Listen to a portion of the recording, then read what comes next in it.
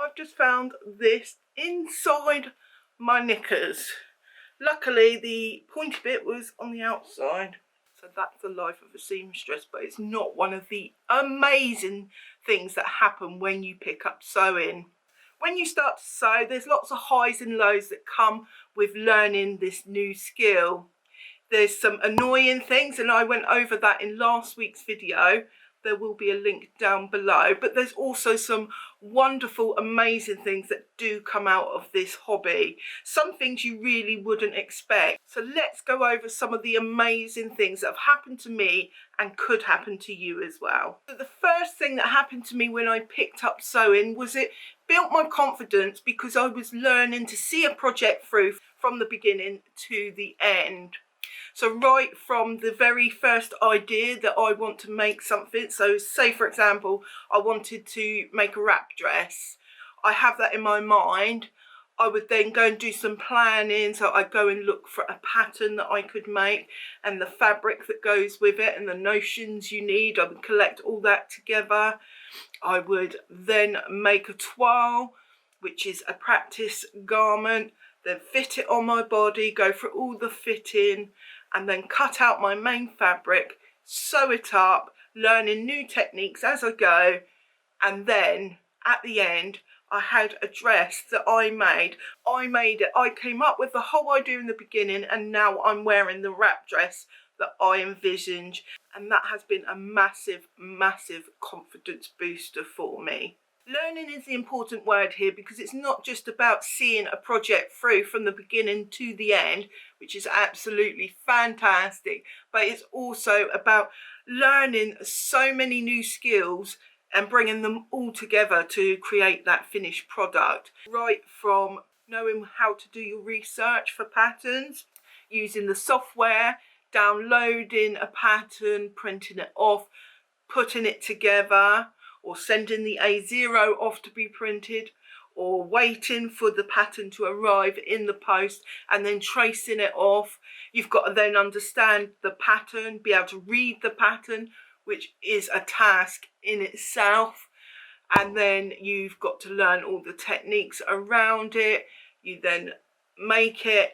After a year of doing that, you're a complete expert and you could teach someone else all of these skills. I know for me, when I wanted to start sewing but I hadn't yet sewn, I had lots of doubts in my mind. I can't do this, I wouldn't know where to start. I can't even find my words, but I wouldn't know where to start, and by the end of it I was making garments that I was wearing outside. And if you haven't sewn yet, you won't understand, but if you have sewn, you will know the pure pleasure from going outside and wearing something that you have made yourself, that was your idea, it fits you lovely, and having compliments about what you're wearing. So, someone might come up to you and say, oh, where did you buy your dress? And then the pride on your face when you can say to them, I made it myself. Nothing beats that, and it is so confidence boosting. So the next amazing thing that learning to sew did for me, and it's something I really didn't expect,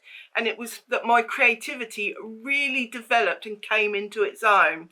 So when I grew up, I never assumed that I was creative at all. In fact, I thought that I wasn't creative, that it's something that you're born with, and I just didn't have that creative streak. I remember my cousin was very, very creative, and I used to look at her doing all these creations, whether that was painting, drawing. She's a camera operator now, so you know, she's very, very creative, and I used to look at her and think, oh, I wish I could be creative like that, but it's just not in me. And that is not true. If you feel like you've got no creativity, you have. Believe me, you've just got to tap into it. Before I sewed, I tried lots of different other crafts, and I remember wanting to try jewellery making, and I thought, oh, that looks real fun, but you know, I'm not creative, so I can't do it. I attempted it and I did it for a while, and that built my creativity a little bit. And then I took up crochet, that did it as well. I tried lots of different things, and slowly my confidence was really building over time. And when I took up sewing, my creativity just flew off the page. It really did. I would say for the first year or so, I wasn't really going away from the prescribed pattern. I would just make it up as it is. I was very comfortable doing that. And then after a year or so, I did slowly start to make some hacks to those patterns. So I'd be looking at a pattern and say, it's lovely, but I want it a bit different. So how can I make it a little bit different? And then I would learn to do that. And that's another skill, going back to the last point, is that you can learn to hack. But in learning creativity, you really start to understand yourself on another level. I never knew, I never had any clue that I was creative at all.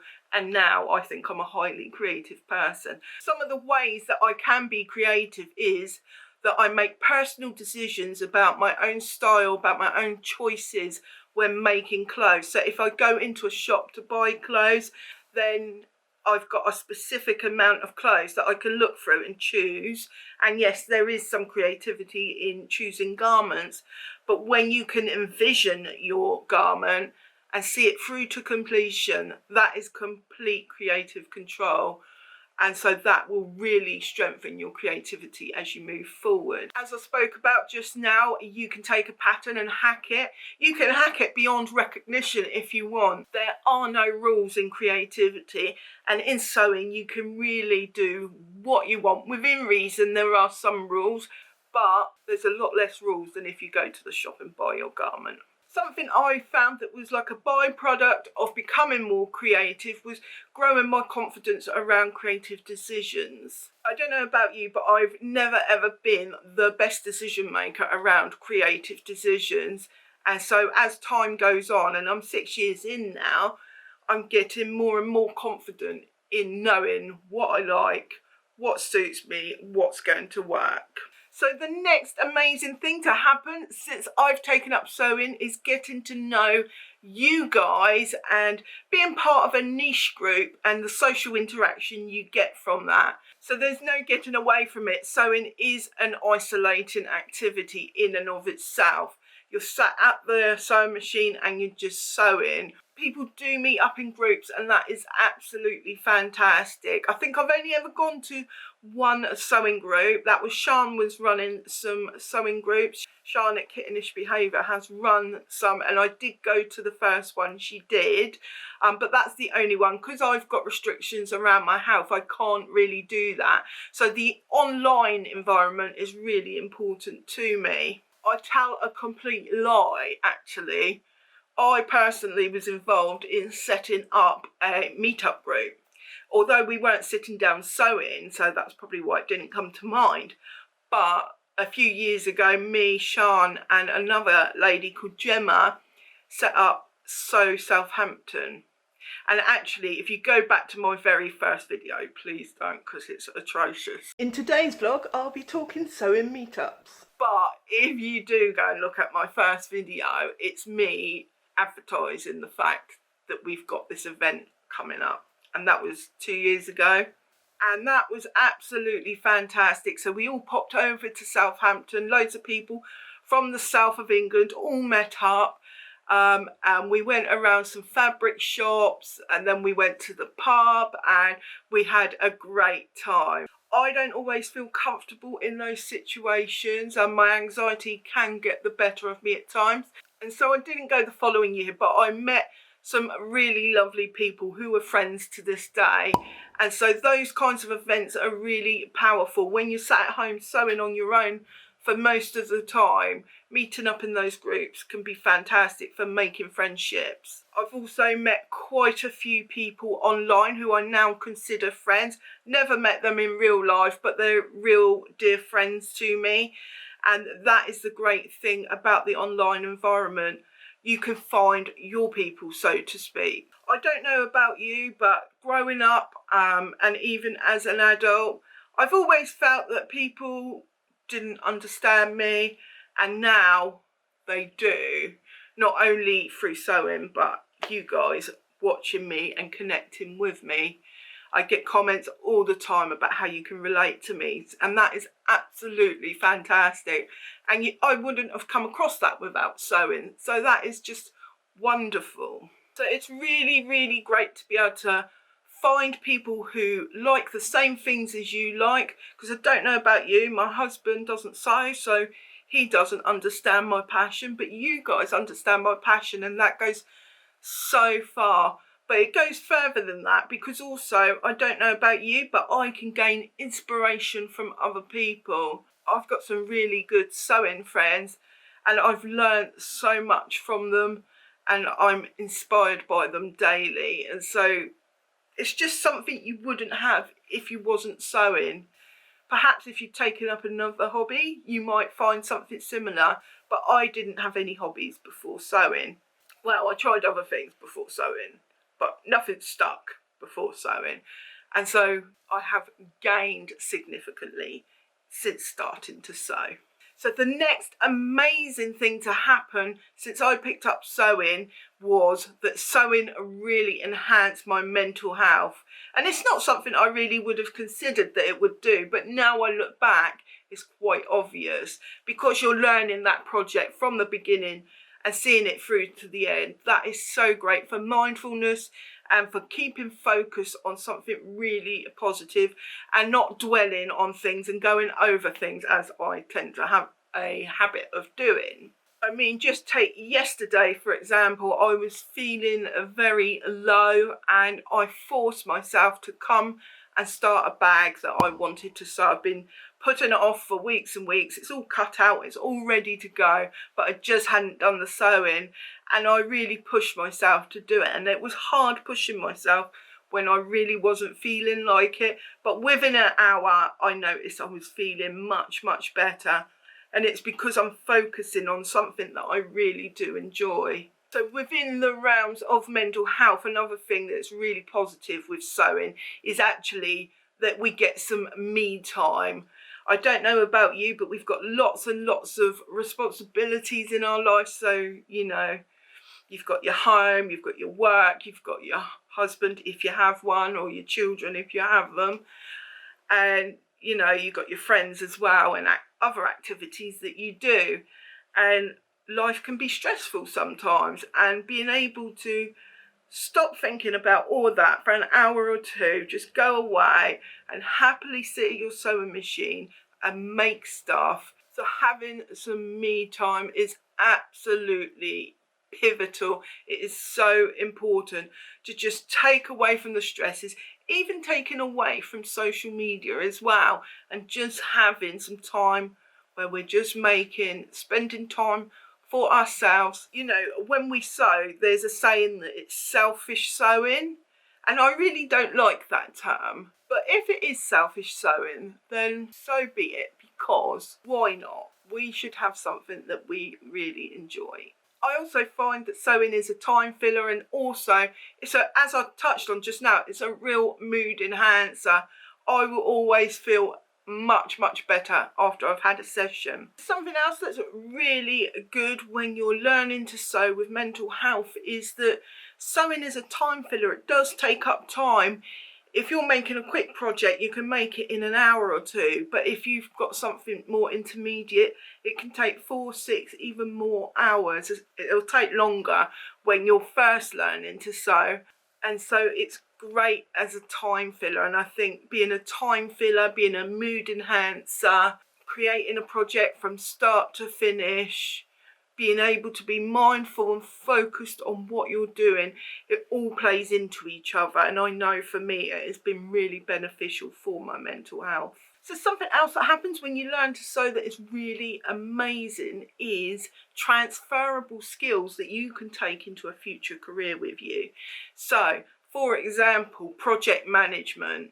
As I've mentioned a few times, seeing something through from the beginning to the end and having that organised in your mind and possibly on paper as well is really good. And that is a transferable skill that you could take into a job.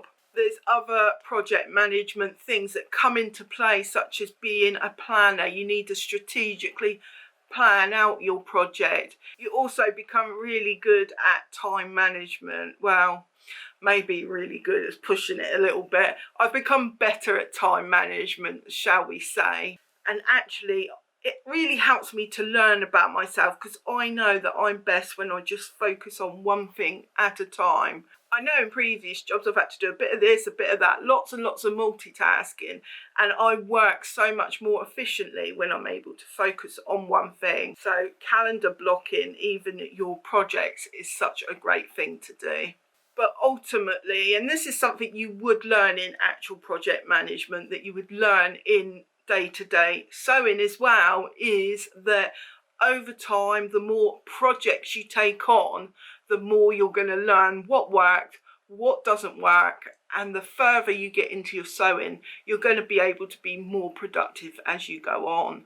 And I just think the amount of learning you can do just blows my mind, really, from like learning how to do a pattern and all the technology around a pattern through to time management, project management. It's just, there is just so much you can get out of sewing that you would, if you were just thinking, oh, I might take up sewing, oh, what benefit is that going to bring to me? Oh, it'll fill my time, I'll learn a new skill maybe, you know, to sew, and I'll have a garment at the end. That's what you would, at least that's what I thought that I would have. Yeah, you might think that there is just like one or two benefits that you're going to get out of sewing, but it's not true. There are so many benefits, and I haven't touched on all of them. I wouldn't have time in this video to do that, but I'm just talking about the things that have benefited me that I have seen. I would love to know what benefit you've got out of sewing, so do leave me a comment down below and let me know that. So the next amazing thing that happened to me, and that could happen to you as well when you take up sewing, is it could become a career for you. Clearly it's become a career for me. This is my job, what I do, talking to you guys and sometimes teaching you.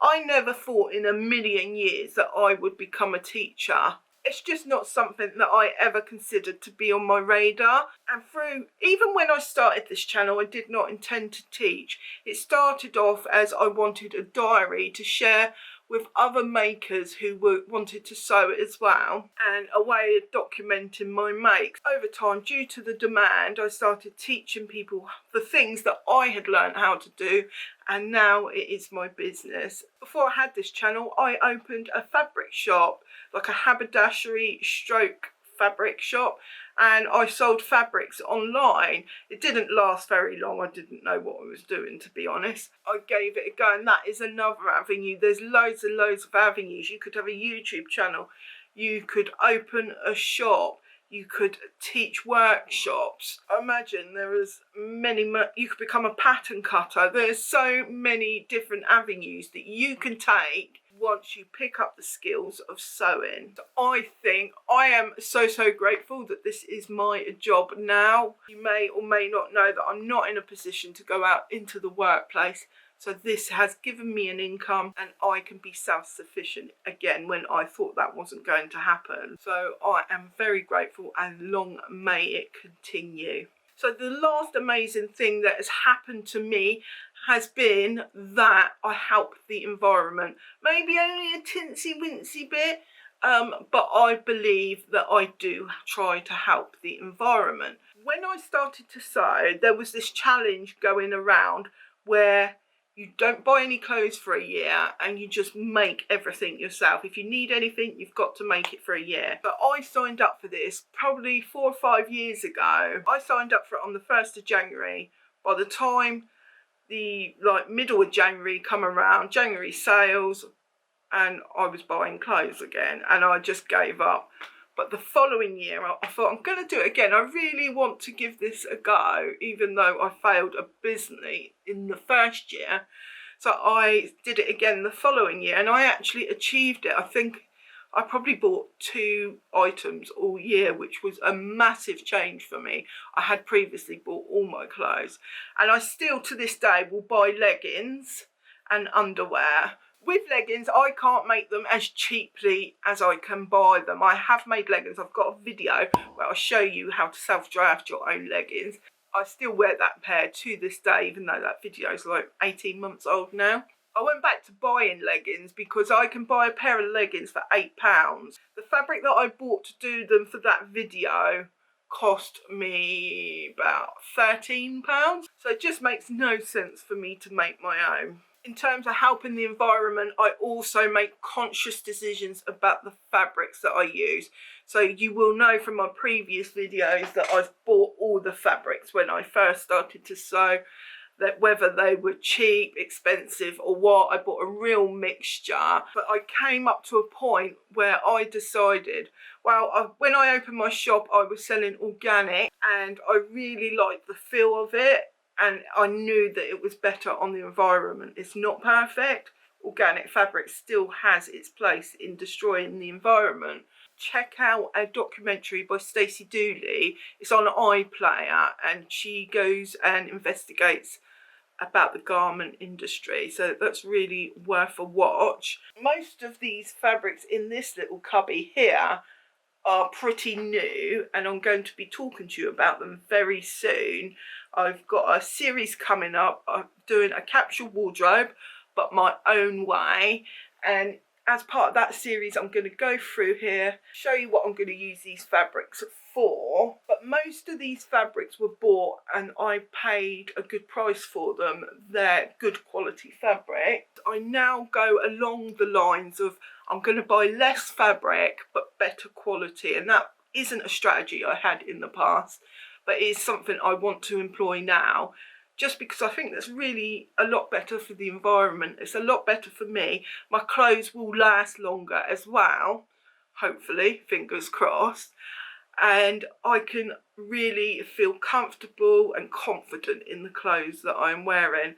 Some clothes, I've made clothes in real cheap fabrics and I just don't feel confident wearing them. Not necessarily just because they're cheap, but because they don't feel very nice as well, or they don't sit nice. I find with cheaper fabrics, they don't always drape very well. And so it can be a bit of a problem. But I'll talk to you about that a bit more in one of my videos where I'm going to go through everything in my wardrobe, try it all on, and then we're going to rehash my wardrobe completely. So I've just opened memberships. If you look down below this video, next to the subscribe button, you'll see a join button. If you click that, that'll give you more information about memberships. I'd love it if you'd come and join me. If you enjoyed this video, do hit that subscribe button. Leave me a comment down below, click like, share the video out if you like, and I will see you in the next one.